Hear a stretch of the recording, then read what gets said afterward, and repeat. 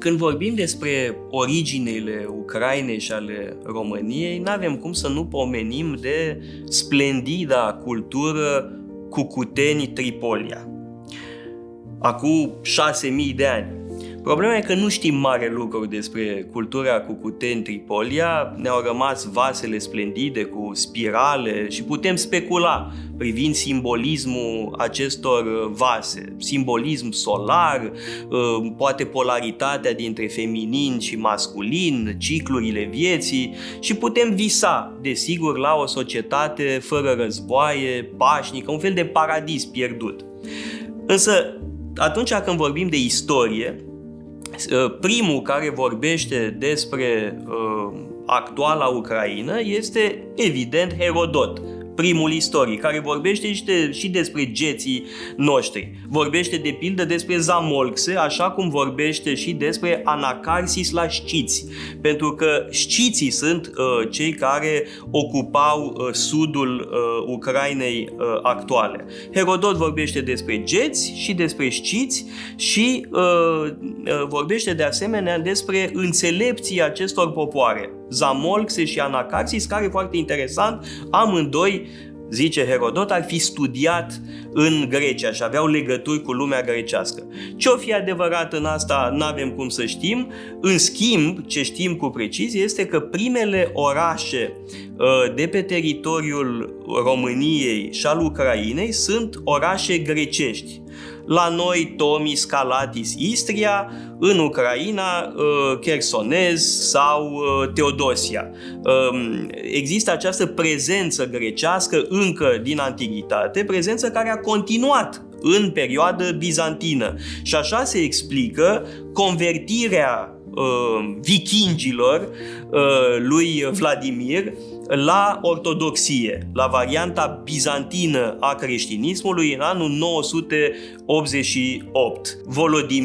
Vladimir este o căpetenie vikingă. Mama lui, Olga, era deja convertită la creștinism.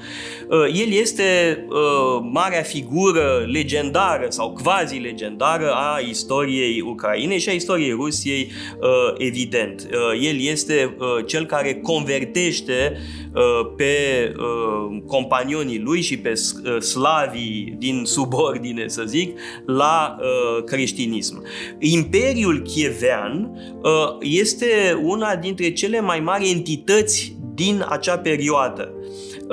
Mai târziu, Iaroslav cel înțelept avea un imperiu foarte vast și fiica lui, de pildă, Ana de Kiev, s-a căsătorit cu regele Franței, Henric I, și îi se părea că Parisul este destul de prăfuit și ponosit în comparație cu Kievul.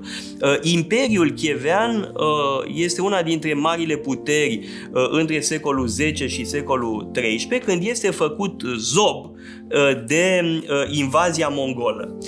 Din 1240 avem o clară separare a istoriei părții de est, ce va deveni mai târziu Rusia, principatele de Suzdal și Vladimir, iar în partea de vest Galiția și Volhynia, care sunt nucleul viitoarei Ucraine. Cu alte cuvinte, Ucraina și Rusia, încă nu putem folosi termenii aceștia pentru secolul XIII-XIV, însă vedem cum cele două entități se separă în mod evident, pentru că Ucraina nu e același lucru cu Rusia.